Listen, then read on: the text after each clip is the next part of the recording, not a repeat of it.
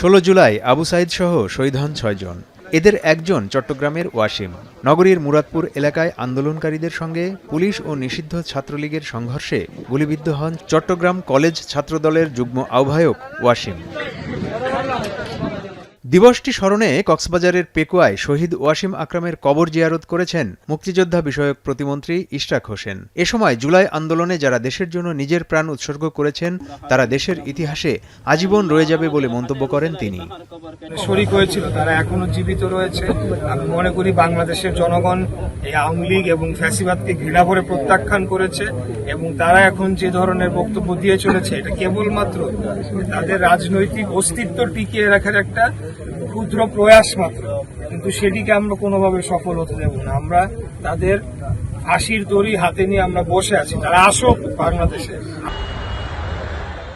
এর আগে জুলাই স্মৃতিস্তম্ভে পুষ্পস্তবক অর্পণ করেছেন চট্টগ্রাম সিটি কর্পোরেশনের মেয়র ডাক্তার শাহাদাত হোসেন। সকালে চট্টগ্রাম রেলওয়ে স্টেশন এলাকায় স্মৃতিস্তম্ভে শ্রদ্ধা নিবেদন করেন তিনি।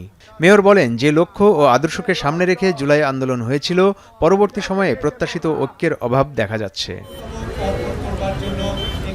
ময়মনসিংহেও যথাযোগ্য মর্যাদায় জুলাই শহীদ দিবস পালিত হয়েছে। নগরীর দিঘারকান্দা বাইপাস এলাকায় জুলাই 36 স্মৃতিসৌধে পুষ্পস্তবক অর্পণ করে স্থানীয় প্রশাসন, বিভিন্ন রাজনৈতিক ও সাংস্কৃতিক সংগঠন এবং জুলাই যোদ্ধা শহীদ পরিবার সহ বিভিন্ন স্কুল কলেজের শিক্ষার্থীরা।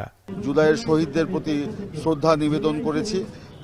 আজকে আমরা অত্যন্ত শ্রদ্ধার সাথে এবং বেদনার সাথে এই দিবসটি পালন করছি। জুলাইটাকে কারো নিজস্ব সম্পত্তি না, এটা আওয়ামী লীগ ফ্যাসিস্ট ছাড়া বাংলাদেশের সকল ধরনের দল মত ধর্ম বর্ণ নির্বিশেষে সকল ধরনের মানুষের অংশগ্রহণে জুলাই হয়েছে।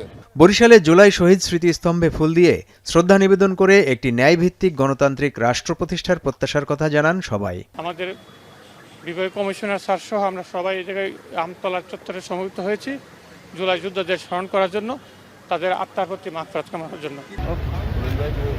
চাঁদপুরেও যথাযোগ্য মর্যাদায় পালিত হয় জুলাই শহীদ দিবস। শহরের শহীদ মিনার প্রাঙ্গণে জুলাই শহীদ স্মৃতিস্তম্ভে জড়ো হন বিভিন্ন রাজনৈতিক নেতৃবৃন্দ সহ সর্বস্তরের মানুষ। জুলাইকে ধারণ করে তাদের চেয়ারে বসার জন্য, কেউ জুলাইকে ধারণ করে ব্যবসা বাণিজ্যের জন্য। দিনাজপুর বড়মাঠ সংলগ্ন জিমনেশিয়ামের সামনে জুলাই শহীদদের স্মরণে নির্মিত মেমোরিয়ালে সকাল থেকেই শ্রদ্ধা জানাতে ভিড় করেন স্থানীয়রা। জুলাই আন্দোলনটা ছিল বেসিক্যালি এদেশের মানুষের, নিপীড়িত মানুষের মুক্তির একটা আন্দোলন। এছাড়া হবিগঞ্জ, বরগুনা, কিশোরগঞ্জ, টাঙ্গাইল, ফরিদপুর, ঠাকুরগাঁও, লক্ষ্মীপুর, পটুয়াখালী সহ বিভিন্ন জেলায় জুলাই শহীদ দিবস পালিত হয়। ইবনুল কাইয়ুম সনি, এখন।